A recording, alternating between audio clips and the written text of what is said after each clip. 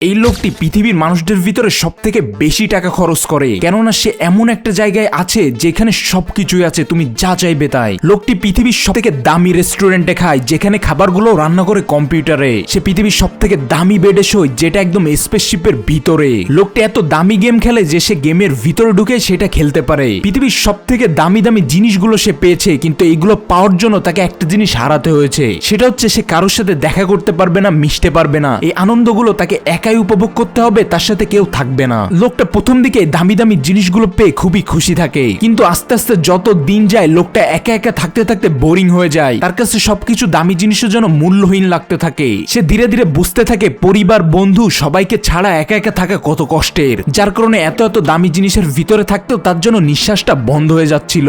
নিজের বন্ধু, ফ্যামিলি এদেরকে না পেয়ে এত দামি জায়গায় থাকতে থাকেও লোকটা কিছুদিন পরে মানসিকভাবে অসুস্থ হয়ে যায়। সে ধীরে ধীরে মদ পান শুরু করে। এই জীবনটা তার কাছে যেন জাহান্নাম লাগতেছিল। মানুষ কখনো একা থাকতে পারে না, তার অবশ্যই সঙ্গীর প্রয়োজন হয়। তার কারণ সে এই জীবনটা ছেড়ে আবারও সাধারণ জীবনে ফিরে যেতে রাজি হয়ে যায়।